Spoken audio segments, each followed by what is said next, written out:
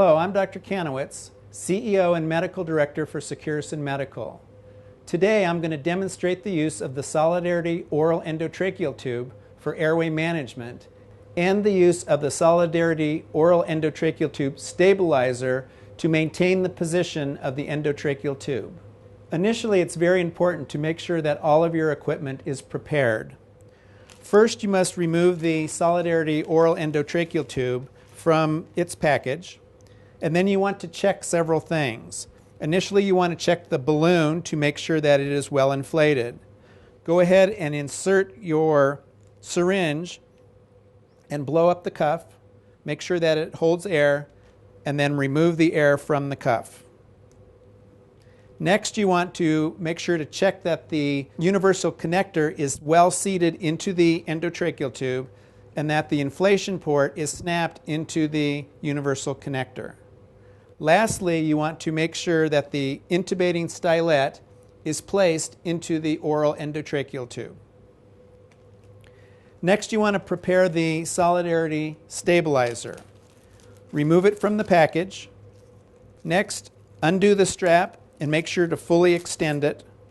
And lastly, remove the upper section of the stabilizer from the lower section.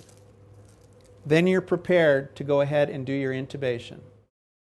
You will intubate with the Solidarity Oral Endotracheal Tube the same as you would with any other endotracheal tube, with one exception, and that's the use of the localizer bands. You want to place the vocal cords between the wide band and the two narrow bands. Take your endotracheal tube in your right hand and your laryngoscope in the left hand. Go ahead and place the laryngoscope and get a good view of the vocal cords. Go ahead and place the tube. Advance it until you feel resistance. Pull back on the stylet. Go ahead and advance the tube the rest of the way until the wide band is past the vocal cords and the narrow bands are proximal to the vocal cords. Remove your laryngoscope handle. Remove your stylet while holding firmly onto the endotracheal tube.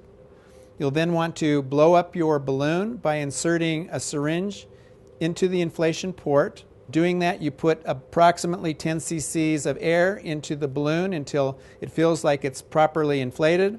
Go ahead and put the bag valve mask on the endotracheal tube and begin to ventilate. Then you want to check the position of the tube. Here we're at 24 centimeters at the upper incisors. At this time, you want to check your monitoring, both capnography and pulse oximetry, to make sure that the tube is in the proper position. While doing this, make sure to always stabilize the endotracheal tube with your hand. Once the patient has been ventilated up, go ahead and remove the bag valve mask. Take your stabilizer, switch hands and put the stabilizer over the endotracheal tube. Insert the bite block into the oral cavity, and then go ahead and snap the endotracheal tube into the stabilizer. Make sure to hold it in that place and then recheck to make sure that your position has not changed. Next, you'll put the upper section of the stabilizer over the endotracheal tube, snap the two tabs in place, and then snap it together. You'll hear 3 snaps, one when the top tab is snapped, one when the bottom tab is snapped, and then one when you engage it. At that point, go ahead and start ventilating. Go ahead and put the strap underneath the neck, put the strap through inside the stabilizer and secure it. Adjust the other side of the strap and it should be now secured.